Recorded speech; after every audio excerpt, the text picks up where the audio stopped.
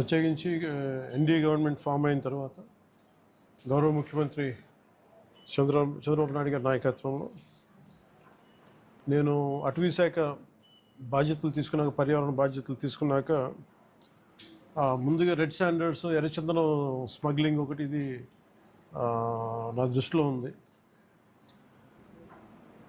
గత 14 నుంచి 19 వరకు ఒక విధానంలో ఉంటే 19 నుంచి 24 వరకు చాలా విపరీతమైన ఎర్రచందనం స్మగ్లింగ్ జరిగింది. అంటే ఉదాహరణకి ఒక సంవత్సరం అటు ఇటుగా, అంటే ఇది మీ దృష్టికి తీసుకురావడానికి, పొద్దున డిపోలోకి వెళ్తే నేను అక్కడ ఉన్నది దాదాపు 2,60,60,000 దుంగలు ఉన్నాయి, ఎర్రచందనం దుంగలు. అంటే కనీసం 2 దుంగలైనా కలిపి ఒక చెట్టు అనుకుంటే ఈ 6 సంవత్సరాల్లో 5-6 సంవత్సరాల్లో 1,30,000 ఎర్రచందనం చెట్లు అడ్డగోలుగా నరికేశారు. ఇది మనకి ఆన్ రికార్డు మనకు ఉంది ఇప్పుడు. సో నేను మిగతా అధికారులందరితో మాట్లాడుతున్నప్పుడు దీని విలువ ఎంత ఉండొచ్చు అంటే, యాజ్ ఆన్ నౌ మార్కెట్లో ఇప్పుడున్న 40 లక్షల టన్ను అనుకుంటే, మెట్రిక్ టన్ అనుకుంటే, దాదాపు 2,000 కోట్ల నుంచి 5,000 కోట్లు ఇప్పుడు మనకు ఉన్నది. అసలు ఇది పట్టుకున్నది ఎంత ఉంటుంది అంటే, దీనికి కనీసం 2 నుంచి 3 దాకా ఉంటుంది అనేది ఒక అంచనా కింద మన అధికారులు చెప్తా ఉన్నారు. సో దీన్ని బట్టి మీరు అర్థం చేసుకోవచ్చు, ఒక క్లోజ్ టు ఒక 8,000 to 10,000 crores వర్త్ ఎర్రచందనం ఇక్కడ స్మగ్లింగ్ చేయబడింది. సో నేను ఛార్జ్ తీసుకున్న తర్వాత ముందస్తుగా ఏం చేసాం, ఏంటి ఇష్యూస్ ఉన్నాయంటే, మేము కర్ణాటక రాష్ట్రానికి వెళ్ళి మాట్లాడుతున్నప్పుడు, అంటే ఎంత అలసత్వంతో ఉన్నాం అని చెప్పడానికి 140 కోట్ల ఎర్రచందనం దొంగలు కర్ణాటక అటవీ శాఖ అధికారులు స్వాధీనం చేసుకున్నారు. దాన్ని వాళ్ళు అమ్మేశారు. అది నేను కుంకి ఏనుగుల కోసం వెళ్ళి వాళ్ళతో ఇంటరాక్షన్లో వాళ్ళు థ్యాంక్స్ చెప్తున్నాను, మీకు థ్యాంక్స్ చెప్పాలి, మాకు మీ వల్ల మాకు 140 కోట్లు మా అటవీ శాఖకి వచ్చినాయి అని. ఏంటి వచ్చినాయి అంటే, మీరు కొట్టేసిన ఎర్రచందనం, మీ స్మగ్లర్లు కొట్టేసిన ఎర్రచందనం దొంగలు మేము ఇక్కడ పట్టుకుని దాన్ని వేలం పాటలు అమ్మేసి మాకు 140 కోట్లు వచ్చిందని.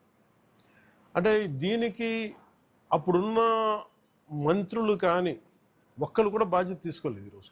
దాన్ని పొలిటికలైజ్ చేయడానికి కూడా పెద్ద ఎక్కువ మాట్లాడే దాని గురించి, ఎందుకంటే జరిగిపోయిన దాని గురించి మనం ఏం చేయలేదు, కానీ ఏం కరెక్షన్స్ చేయాలి భవిష్యత్తులో అనే దాని మీద ఉంది.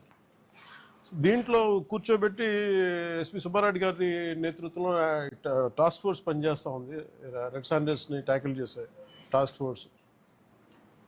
దీని గురించి కూర్చోబెట్టి అటవీ శాఖ అధికారులతోటి కానీ అండ్ టాస్క్ ఫోర్స్ అధికారులందరితో కూర్చోబెట్టి 5 జిల్లాల ఎస్పీలతో కూర్చొని మాట్లాడాము. ఇప్పుడు దాకా ఒక రివ్యూ మీటింగ్ చేశాం.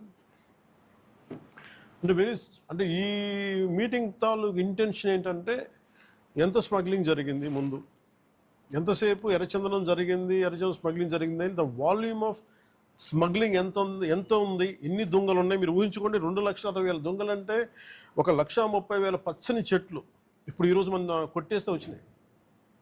దీనికి కొన్ని లక్షల చెట్లు కొట్టేస్తుంటారు, కానీ ఇంకో 2 లక్షలు అదనంగా కొట్టింటారు, కానీ తక్కువ క్లోజ్ టు ఒక 1.5 to 2 lakh చెట్లు కొట్టేస్తుంటారు. ఇది మనకి అందరినీ లెక్క. ఇది ఇప్పుడు అన్నీ వెళ్ళి లోపలికి వెళ్ళి చూస్తే పెద్ద చెట్లు ఏం లేవు, అన్నీ కొట్టేసిన చెట్ల తర్వాత పక్క నుంచి వచ్చే మొలకలు కొంచెం పెద్దగా అయినాయి. కానీ సో ఎర్రచందనం, ఇది ప్రత్యేకించి ఎర్రచందనం శేషాచలం అడవులకే వెంకటేశ్వర స్వామి వెలిసిన ఈ ప్రాంతానికి ఎందుకు ప్రసిద్ధి అంటే, ఇది ఆయనకి గాయం తగిలి ఆయన రక్తం నుంచి వచ్చింది.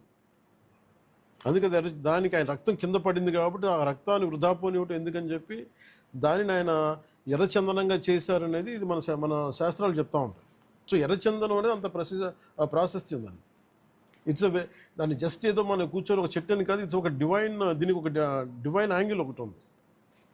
సో ఇవన్నీ దృష్టిలో పెట్టుకుని మనం కాపాడుకోవాల్సిన అవసరం, ఎందుకంటే ఒక్కొక్క చెట్టు ఇట్ క్రియేట్స్ ఒక బయోడైవర్సిటీ, ఒక ఎకో సిస్టమ్ క్రియేట్ చేస్తుంది. కానీ ఇటు అడ్డగోలుగా వీళ్ళు డబ్బుల కోసం అడ్డగోలు ఖర్చు పెట్టేస్తే, ఇష్టారాజ్యంగా చేస్తే అసలు ఎవరు ఏమి చేయలేరు అనుకున్నప్పుడు రాగానే గౌరవ ముఖ్యమంత్రి చంద్రబాబు నాయుడు గారు రాగానే మేము ప్రత్యేకించి మేము పట్టుకుని లా అండ్ ఆర్డర్ ఒకటి, రెడ్ శాండర్స్ మటుకు వీ హ్యావ్ టు పెట్టి ఫర్మ్ హోల్డ్ తీసుకోవాలి, ఫర్మ్ స్టాండ్ తీసుకోవాలని నిర్ణయించుకుంది. తీసుకున్న తర్వాత మన టాస్క్ ఫోర్స్ని ఏర్పాటు చేయడం జరిగింది. ఆ టాస్క్ ఫోర్స్లో కూడా ఇప్పుడు దాకా నేను ఎప్పుడైతే తమిళ మన కర్ణాటకకి వెళ్ళానో కర్ణాటక అటవీ శాఖ మంత్రి గారిని కానీ గౌరవ ముఖ్యమంత్రి సిద్ధరామయ్య కానీ నేను అడిగింది ఏంటంటే వీళ్ళ స్టేట్ టు స్టేట్ ఒక కోఆపరేషన్ కావాలి, మాకు ఒక అండర్స్టాండింగ్ లేదు, లెటర్ ఆఫ్ అగ్రిమెంట్ లేదు, లెటర్ ఆఫ్ అండర్స్టాండింగ్ లేదు. ఎందుకంటే నేపాల్లో మన ఆంధ్రాకి చెందిన ఎర్రచందనం అక్కడ దొరికితే, ఎర్రచందనం మేజర్లీ ఆంధ్ర, ముఖ్యంగా మన శేషాచలం అడవులు, ఇక్కడ దొరికింది నేపాల్లో పట్టుబడితే, అది కూడా కొన్ని 100 కోట్లు పట్టుబడితే నేను ఛార్జ్ తీసుకోగానే ఫస్ట్ పెట్టిన ఇది సంతకం ఏంటంటే అక్కడి నుంచి తీసుకురావడం. అంటే అది ఏముందంటే కంట్రీకి అండర్స్టాండింగ్ ఉంది. అంటే వేరే కంట్రీలో ప్రొడ్యూస్ అయిన ఉత్పత్తి అయినది ఏదైనా సరే అక్కడ దొరికితే అది మేము తిరిగి తీసుకురావచ్చు అనేది అది ఒక ఇంటర్పోల్లో లేదంటే ఒక బిట్వీన్ కంట్రీస్ ఉన్న ఒక అండర్స్టాండింగ్ ఉంది. అది మన రాష్ట్రాలకు ఎందుకు లేదని చెప్పి నేను ఆ ఇనిషియేటివ్ తీసుకొని కర్ణాటకకి వెళ్ళి కర్ణాటక ప్రభుత్వాన్ని అటవీ శాఖ మంత్రి గారిని ఈశ్వర్ ఖండ్రే గారిని వారితో మాట్లాడి we have letter of understanding between states system, మన కర్ణాటకకి మన ఆంధ్రకి. అలాగే మనకి భూపేంద్ర యాదవ్ గారి దగ్గరికి వాళ్ళకి ఏం చెప్పారంటే ఇది మీరు అన్ని స్టేట్స్కి మీరు అప్లై చేయండి మీరు అని ఆ రోజు కోరితే, తర్వాత రిపీటెడ్ మీటింగ్స్ జరిగినాయి, 2-3 మీటింగ్స్ జరిగినాయి. 5 మీటింగ్స్ తర్వాత నౌ అగ్రిమెంట్ అంటే ఏ స్టేట్లో ఆంధ్రప్రదేశ్ తాలూకు ఎర్రచందనం దొరికినా కానీ మనకి ఆ స్టేట్ మనకు తిరిగి అప్పగించేస్తుంది. అది ఎన్డీఏ ప్రభుత్వం తీసుకొచ్చిన ఇనిషియేటివ్. సో దాని ద్వారా ఎస్పీ గారు తన టాస్క్ ఫోర్స్ నిపించి ఎంతమందిని సార్ మనం can you give the details? లేదు అంటే మిగతా రాష్ట్రాల్లో ఎంత పట్టుకున్నాం కదా, ఒక కిన్ని కేసులు క్లోజ్ టు రీసెంట్గా సార్ గుజరాత్ రాష్ట్రము, తర్వాత ఢిల్లీ, కర్ణాటక, తమిళనాడు రాష్ట్రాల నుంచి దాదాపుగా ఈచ్ రాష్ట్రం నుంచి 4 to 5 tons ఆఫ్ ఎర్రచందనాన్ని మనం సీజ్ చేసి మళ్ళీ వెనక్కి తీసుకురావడం జరిగింది సార్. దాదాపు ఒక 30-40 crores ఉంటుంది కదా, 25 to 30 crores ఉంటుంది. At the same time 149 persons other state offenders అందరినీ కూడా ఎన్బిడబ్ల్యూస్ ఎగ్జిక్యూట్ చేసి అరెస్ట్ చేయడం జరిగింది సార్. తర్వాత ఈ మధ్యకాలంలో మనం టాస్క్ ఫోర్స్ 83% కన్విక్షన్ని మనం రీచ్ అవ్వడం జరిగింది సార్. అలాగే ప్రత్యేకించి ఉమ్మడి కడప జిల్లా ముఖ్యంగా 2-3 జోన్స్లో చాలా విపరీతంగా జరుగుతుంది.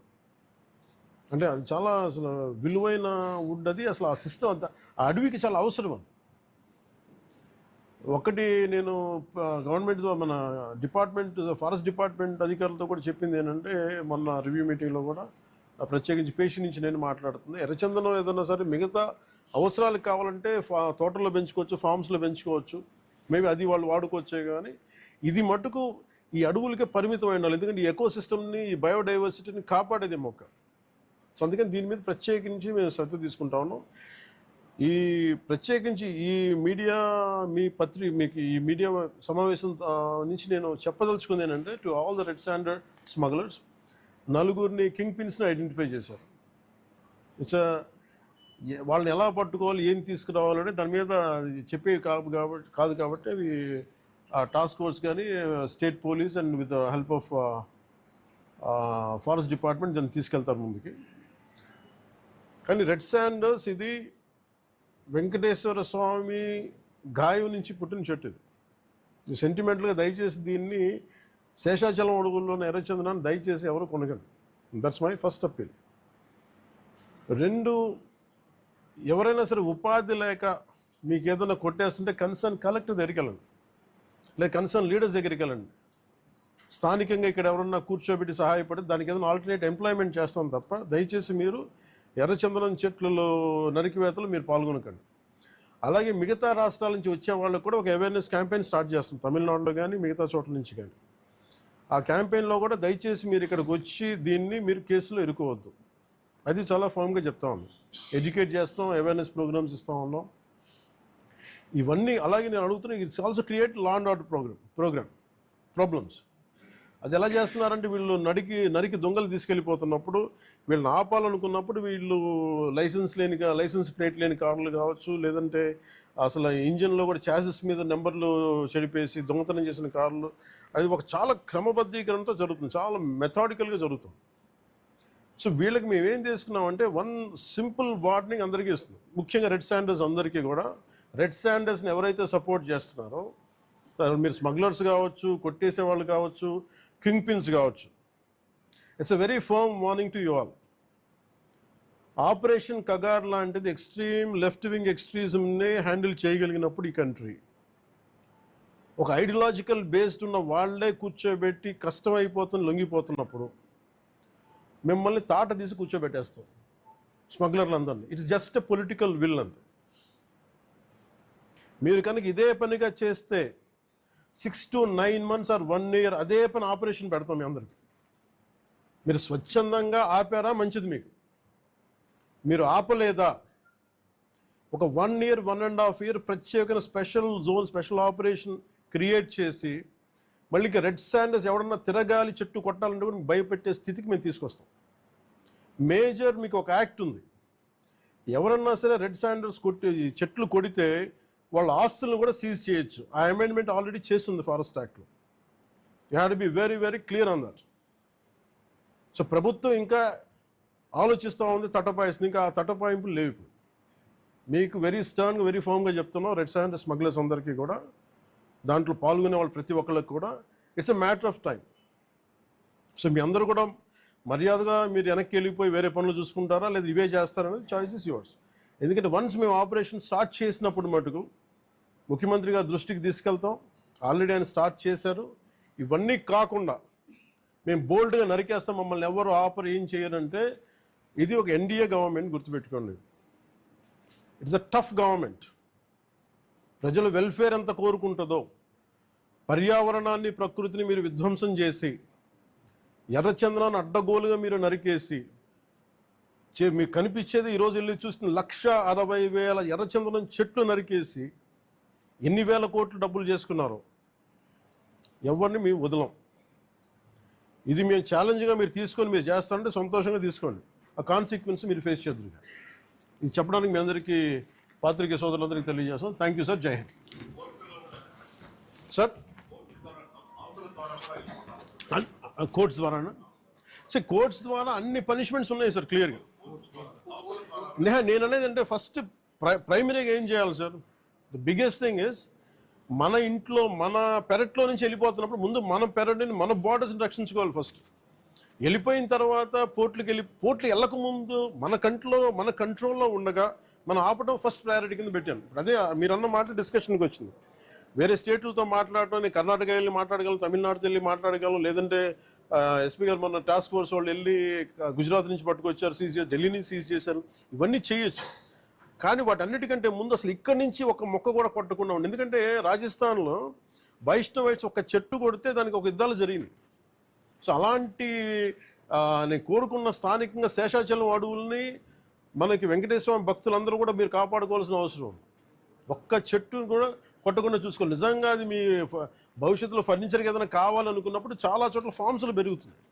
దయచేసి మీరు దాన్ని పెంపొందించేలా చూసుకోండి తప్ప దయచేసి శేషాచలం అడవుల్లో ఉన్న ఎర్రచందనాన్ని దయచేసి ఎవరు కొనొద్దు, దయచేసి దాన్ని ఎంకరేజ్ చేయండి.